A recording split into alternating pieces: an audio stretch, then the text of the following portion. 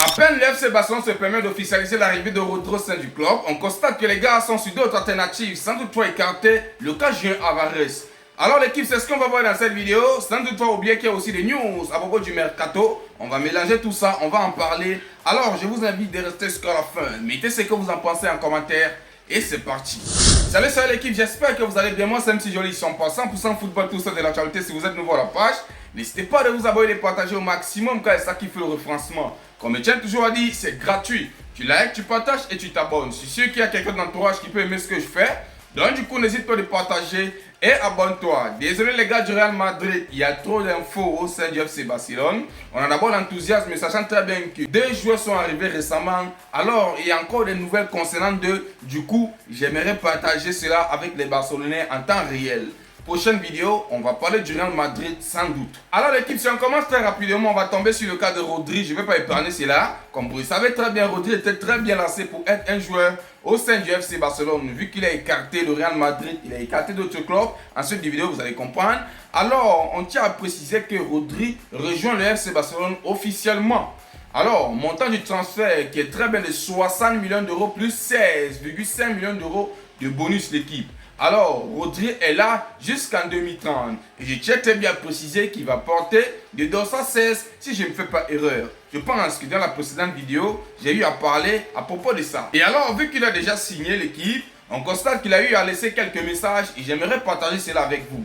Il tient très bien à préciser que j'avais plusieurs options. Mais Barcelone était ma priorité. C'est Rodri qui se permet de dire ça. Au Barça, nous avons des joueurs fantastiques à chaque poste. Mes décisions sont basées sur l'aspect sportif. C'est un grand club qui a toujours été une référence mondiale pour moi grâce à sa philosophie. Pour ceux qui n'arrivent pas à comprendre ce qui se passe l'équipe, on sait très bien que le monsieur qu'on appelle Rodri, son football marche directement avec ce qui se passe au sein du FC Barcelone.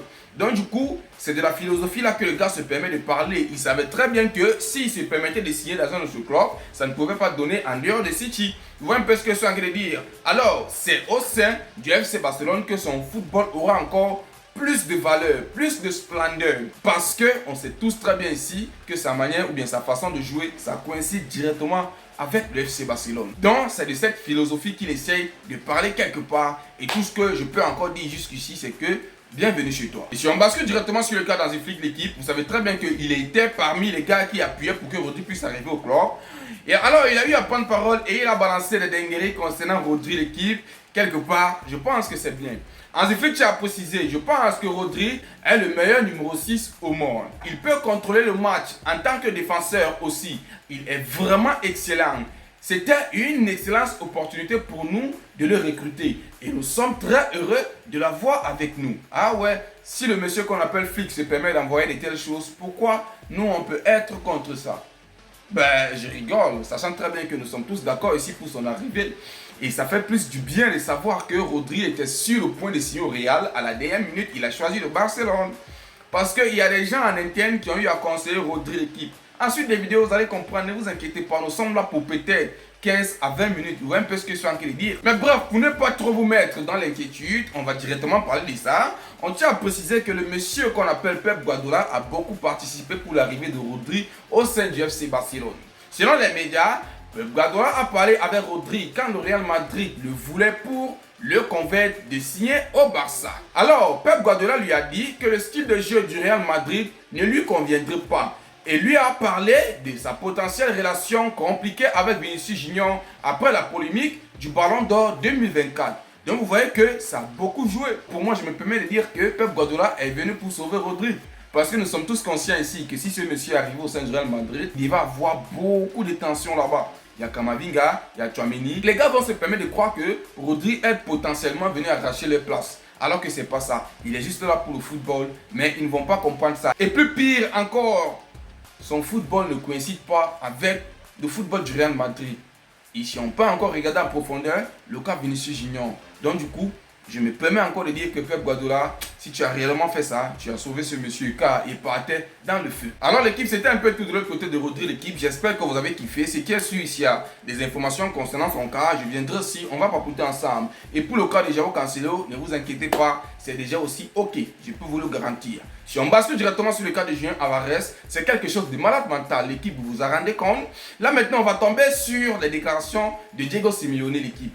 Parce que ce qui se permet de dire là, c'est pas bon. On tient très bien à préciser que Diego Simeone annonce que Julián Alvarez va rester à l'Atlético de Madrid cet été. Ah ouais. Il tient à préciser, si le propriétaire du club s'est exprimé aussi fermement, il n'y a pas grand chose à ajouter. C'est comme devant un tribunal, il n'y a désormais plus aucun doute. Pour ceux qui ne comprennent pas ce qui se passe là actuellement, le gars se permet de dire que le propriétaire de l'Atlético de Madrid est catégorique sur un seul point, qui est que Julián Alvarez ne va pas bouger du club là. Donc, Simeone est en train de dire que si le propriétaire du club a parlé, ça va seulement se réaliser. Qui d'autre pour changer un peu ce qu'il est en train de dire? Et si on continue avec la lecture, il a eu à préciser que nous prenons soin de la personne et du joueur et nous comprenons qu'il n'est pas en condition pour jouer dans ce match. Nous espérons qu'il fasse du progrès ces 4 prochains jours et qu'il sera plus proche de ce qu'on attend de lui. Pour ceux qui n'arrivent pas à comprendre ce qui se passe là actuellement, on constate que l'Atlético de Madrid avait un match, je pense très bien que c'est aujourd'hui, bien, ça oui, ça doit être aujourd'hui. Le monsieur qu'on appelle Julián Alvarez n'était pas dans la convo. Vous voyez un peu ce que je suis en train de dire? Il n'était pas convoqué. Alors, Diego Simeone se permet de dire que nous prenons soin de la personne et du joueur qui n'est pas en condition pour jouer dans ce match. L'équipe, quelque part, les gars essaient de comprendre. Quelque part, ils font comme s'ils ne veulent pas comprendre. Déjà, si les gars se permettent de respecter le joueur, c'est bien. Je tiens à préciser ici que si Julián Alvarez ne joue pas ce match, l'équipe, c'est parce que non seulement dans l'entraînement, il n'était pas investi au sein de l'Atlético de Madrid et dans sa tête, c'est de quitter le club. Donc du coup, il ne peut pas aller jouer un match alors qu'il ne veut plus rester dans le club là. Et la Liga a déjà commencé. La Liga a déjà commencé. Libérez le joueur. Il n'est pas en prison. Libérez le joueur, bon sang. Au bout d'un moment, je n'arrive pas à comprendre ce qui se passe l'équipe. Je tiens toujours à préciser, le club qu'on appelle l'Atlético de Madrid, les gars, ils peuvent avoir tout ce qu'on les demande de positif, mais les gars s'en foutent de leurs joueurs. Je suis catégorique dans ça. Les gars regardent seulement le cas. Au cas contraire, qu'est-ce que vous pouvez me dire? Le joueur est en train de vous dire que je veux partir, je veux partir. Il veut que la décision finale, c'est qu'il peut partir dans n'importe quel club, mais pas le FC Barcelone. Mais c'est quoi? Donc c'est maintenant la guerre des clubs. Oh, tout simplement parce qu'ils savent que si Julián Alvarez arrive au sein du club, qu'on appelle très bien le FC Barcelone, il s'ira en pétard. Bref, vous le connaissez tous, non l'équipe? Vous êtes tous au courant de ça. Et si on continue toujours avec la lecture de l'équipe, on tient à préciser que Julián Alvarez devrait rencontrer le PDG de l'Atlético de Madrid, qui est très bien Miguel Ángel Gil Marín, cette semaine. Alvarez va pousser pour son départ et demander l'ouverture des négociations avec le FC Barcelone, tout en rappelant à Gil Marín sa promesse présumée de lui laisser partir s'il le souhaitait. Ouais, l'Atlético de Madrid avait promis aux joueurs que le jour que tu veux partir, on va te libérer. Vous voyez un peu ce que je suis en train de dire? Mais les gars ne sont pas en train de respecter le contrat. Les gars ne sont pas en train de respecter le contrat. Là maintenant, ils s'en foutent du joueur. Vous voyez un peu? Mais à la dernière minute, les gars, selon Jordi Jota, il tient à préciser que Julián Alvarez jouera au FC Barcelone cette saison. Qu'on ne doit même pas se déranger, ce qui est sûr, Julián Alvarez est mieux lancé pour jouer au sein du FC Barcelone. Donc du coup, c'est ce qui me met encore en confiance. Je reste calme, vu que le FC Barcelone également est lancé sur ça l'équipe. Car on tient à préciser que le FC Barcelone prépare une offensive majeure pour recruter Julián Alvarez. Cependant, le club a fixé un délai strict. S'ils ne peuvent pas finaliser l'accord dans les 2 à 3 prochains jours, ils arrêteront de le poursuivre et passeront à des cibles alternatives pour les transferts. Donc, jusqu'ici, le FC Barcelone est focus sur Julián Alvarez.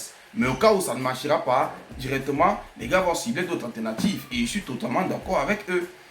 Le un peu ce que je suis en train de dire, avoir l'amour pour quelqu'un ne veut pas dire que tu dois mourir pour quelqu'un. J'espère que c'est un peu un sens ce que je suis en train de dire là. Vous voyez un peu. Julián Alvarez, on veut très bien qu'il puisse arriver au sein du club, mais malheureusement, si ça ne nous permet pas de l'avoir, on va chercher autre chose. C'est un peu ce que je suis en train de vouloir dire là.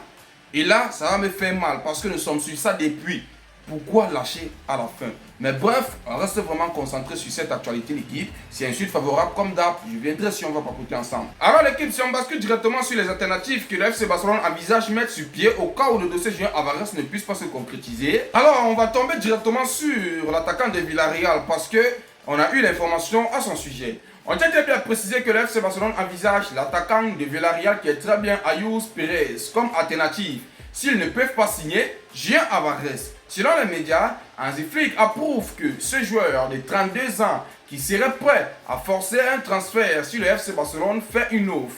Ayus est sous contrat avec Villarreal jusqu'en 2028 et dispose d'une clause libératoire négociable d'environ 30 millions d'euros. Ah ouais, c'est fait, mais il y a un gros problème. Ouais, si tu es fan de football ou bien si tu as la vision, tu vas déjà voir le problème que je vais parler là. Il a 32 ans, le gars. Vous voyez un peu. Donc du coup, c'est énorme. 32 ans. En tant qu'attaquant, il va venir au sein du club. Non, les gars, c'est abusé. On ne peut pas. Que les gars, que le FC Barcelone essaie de chercher ailleurs. Mais c'est qui a su, vu que je suis en train de réaliser cette vidéo à 7 h. Alors, Deco est en train de travailler en soudure, les gars. Le gars, il est en train de bosser. Donc, du coup, on reste vraiment en attente pour une suite favorable. Ne vous inquiétez pas, l'équipe. Je viendrai si on va papoter ensemble. Si on bascule directement sur le cas du capitaine au sein du FC Barcelone. Alors, pour ceux qui me suivent, j'ai fait une vidéo hier là où je précisais très bien que le monsieur qu'on appelle De Jong n'est plus parmi les capitaines au sein du FC Barcelone. On tient à préciser ici que Hansi Flick confirme que Rafinha est le capitaine provisoire du FC Barcelone. Et alors, Hansi Flick a eu à dire, pour le moment, Rafinha, Pedri et Eric Garcia sont les capitaines du FC Barcelone jusqu'à la fin du mercato. Frenkie de Jong n'est pas disponible pour le moment. J'ai décidé des capitaines de manière provisoire jusqu'à ce que nous procédions au vote une fois l'effectif bouclé. Eh ouais, il a totalement raison l'équipe. Il y a des joueurs qui peuvent encore arriver, il y a encore des joueurs qui peuvent partir. Donc du coup, on ne se précipite pas. Quand le mercato va se fermer, là on va choisir qui est le capitaine. Mais un homme qui a la vision, on sait très bien que le monsieur qu'on appelle Rafinha, il est mieux lancé pour être capitaine. Car il a plus de 30 piges, il est depuis avec nous, il a la mentalité, il aime le FC Barcelone. Pourquoi ne pas rester avec? Bref, c'est mon unique avis que je donne là-bas. Je ne suis pas en train d'insister qu'il doit rester avec le Barça. Mais moi je vois qu'il est mieux lancé pour être un leader, pour mieux ramener ses petits. Et si on bascule directement sur le cas de Gavi, vous savez très bien qu'il y a des clubs qui sont intéressés sur Gavi l'équipe, mais le FC Barcelone est sur le point de couper les joies. Car on tient très bien à préciser que les rumeurs d'un intérêt de Man United pour Gavi sont totalement infondées. Selon les médias, Gavi ne quittera pas le FC Barcelone. C'est impossible. Le club est très satisfait de lui et pourrait même lui proposer une prolongation de contrat. C'est selon Fabrizio Romano. Donc du coup, c'est impossible de voir Gavi bouger du FC Barcelone cette année. Impossible. Apparemment, les gars ne veulent pas écouter. Les Gavi, Olmo, Pedri, Rodri, les gars ne veulent pas écouter ça. Vous allez écouter ça, ne vous inquiétez même pas. Je sais que vous avez déjà peur. Vous avez déjà peur. Mais avoir peur à 7 h, mais ça veut dire que vous n'allez pas tenir jusqu'à la fin de la saison. Parce qu'elle vient à peine de débuter. Mais si on continue toujours avec les infos de l'équipe, on tient à préciser que Barcelone n'a eu aucun contact avec Arsenal concernant un transfert de Victor Gyökeres. Selon les médias, aucune discussion n'a été entamée, tandis que Julián Álvarez reste la cible préférée de Barcelone pour le poste d'avant-centre. Et en interne, on constate également que Arsenal n'a également aucune négociation, offre ou discussion avec Galatasaray concernant Victor Osimhen. Bref, je ne veux pas entrer dans ces détails-là, ça ne me concerne pas, on reste objectif FC Barcelone. Mais pour Victor Gyökeres, pour son arrivée au sein du Barça, je me pose encore les questions, qu'est-ce qui se passe? Bref l'équipe, on reste vraiment en attente. Moi particulièrement, je ne sais pas ce que je vais dire. Comme vous avez entendu, comme moi, on constate que le FC Barcelone reste toujours focus sur le cas Julián Álvarez. Donc du coup, les gars ne veulent pas trop se mélanger la tête, sans toutefois oublier qu'ils sont aussi sur d'autres alternatives. Mais si vous voyez directement que le FC Barcelone n'est pas trop vu sur Victor Gyökeres, ça veut dire qu'il y a une cause. Ne cherchons pas trop, ne cherchons pas trop. Ça ne nous concerne pas. Alors, si on bascule directement sur le cas ou bien sur notre nouvelle pépite qu'on appelle très bien Diaz BCU, l'équipe, comme vous le savez très bien, il a joué un match récemment là où il était tympan, l'équipe. Il a même buté un doublé en l'espace de 2 minutes. L'équipe, il vient d'arriver au sein du FC Barcelone. On constate qu'il y a d'autres clubs qui sont intéressés. On tient à préciser, l'Olympiakos a pris des renseignements auprès du FC Barcelone concernant un éventuel prêt de Diaz BCU. Vous aussi, vous abusez, hein? Quelqu'un vient d'arriver là, vous voulez directement qu'on vous le prête, mais arrêtez au bout d'un moment. Non, et pour la bonne nouvelle, je tiens à préciser que Hansi Flick a déjà confiance aux jeunes là. On dit maintenant qu'il va jouer à l'équipe première. Donc du coup, on fait maintenant confiance à la pépite. On ne peut pas vous permettre de prendre notre pépite à peine signé au sein du club là. Impossible. Au dernier match, les gars, il a fait un doublé de malade mental et il sort avec une note de 8,6. Et je tiens à préciser qu'il a été payé environ 8 millions d'euros. Hein. Vous savez ce qui me fait rire dans tout ça? Les voisins, ils ont payé un joueur récemment là. Vous voyez un peu, à plus de 120 là. On constate que son premier match, il n'a rien pondu. Mais voici notre joueur qu'on a payé, notre pépite qu'on a payé récemment. Vous savez comment on l'appelle là-bas de l'autre côté de la Belgique? C'est le démon. On l'appelle le démon, les gars. Il n'est pas là pour blaguer, il est fort. Il est fort, l'équipe. Bref, tout ce que je peux dire, c'est que bonne suite, bonne continuation. Même s'il ne sera pas titulaire, l'équipe, que ce soit lui ou bien Abdelkerim, on constate que c'est d'abord bien pour leur conscience de savoir qu'ils sont en équipe première. Il n'y a rien à dire, ça suffit déjà. Pour la suite, Hansi Flick va s'en charger. Alors, si on clôture directement avec la vidéo, on va tomber sur le cas de Cubarsí. Pour ceux qui ne savent pas, on constate que le classement du Golden Boy 2026 est déjà presque disponible. Ouais, je peux le dire. Alors l'équipe, on constate que Pau Cubarsí est en tête du classement du Golden Boy 2026. Alors, Tuto Sport nous dévoile son top 10 en temps réel avant les votes finaux. Pour Cubarsí, premier, deuxième Lamine Yamal, mais les gars précisent qu'il ne peut pas encore gagner selon le règlement. Alors, en troisième place, il y a Yann Diomandé. En quatrième place, il y a Warren Zaïre Emery. En cinquième place, il y a Ayoub Boadji. En sixième place, il y a Victor. En septième place, il y a Ryan. En huitième place, il y a Andrick. En neuvième place, il y a Elise Junior Kroupi. Et en dixième place, il y a Estevao l'équipe. Moi, particulièrement l'équipe, moi je suis d'accord. Avec ce que le petit Pau Cubarsí a eu à montrer au mondial, il mérite de gagner ça matin, midi et soir. Il n'y a pas quelqu'un qui doit encore venir parler à son oreille là, ou bien. Mais bref l'équipe, j'espère que vous avez aimé. N'oubliez pas de mettre ce que vous en pensez en commentaire. Et merci déjà pour les abonnés. Vous faites grave plaisir, il n'y a rien à dire, vous êtes les meilleurs. Alors prenez soin de vous et on se dit à plus pour une nouvelle vidéo.